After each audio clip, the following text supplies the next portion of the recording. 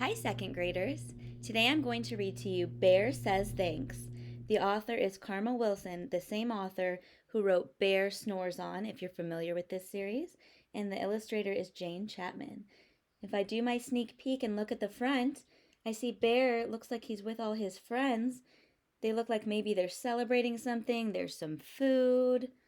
If I read the back, it says, "All alone in his cave, Bear listens to the wind. He is bored, bored, bored, and he misses his friends. I could make a big dinner, a feast I could share." So I think, based on our sneak peek, we're right that he's going to have some sort of feast with his friends and share. I want you to pay attention to how the author writes words maybe bigger or in bold or uses dot, dot, dot, how the author plays with words to make you read how the author wants you to read it. All alone in his cave, Bear listens to the wind. He is bored, bored, bored, and he misses his friends.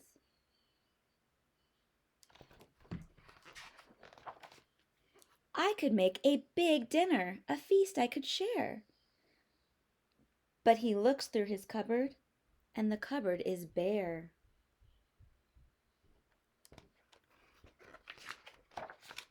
Then Mouse stops by with a huckleberry pie, and the bear says, "Thanks."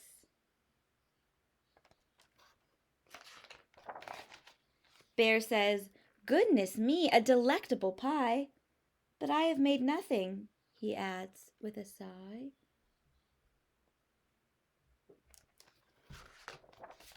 Then they hear "Hi-ho!" and they both see Hare with a big batch of muffins at the door of the lair.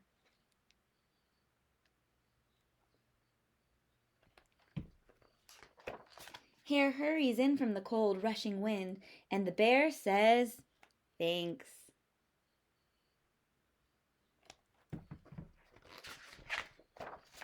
"Of course," says Hare.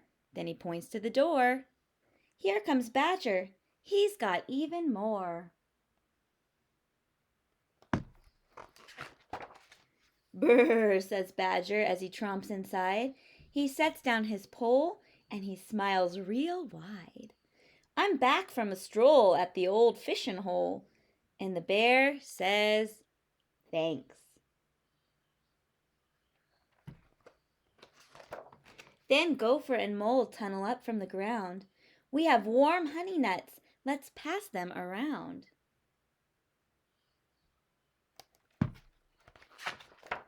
There's a flap and a flitter and a flurry in the den, when in flutters Owl with Raven and Wren. "We have pears from the tree and herbs to brew tea." This is making me hungry.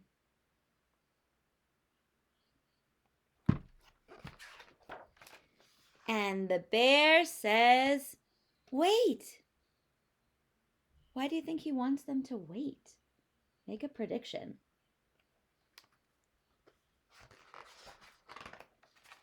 Bear mutters and he stutters and he wears a big frown. Bear sighs and he moans and he plops himself down. "You have brought yummy treats. You are so nice to share. But me, I have nothing. My cupboards are bare."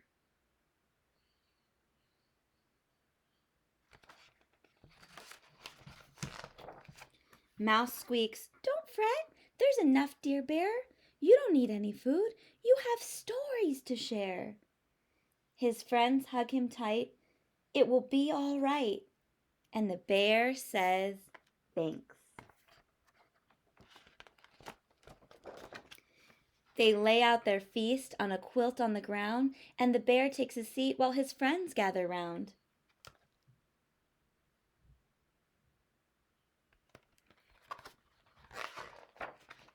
In a cave in the woods, in a warm, bright lair, the friends feel grateful for their good friend Bear. They pass around platters, they tweet, and they clatter.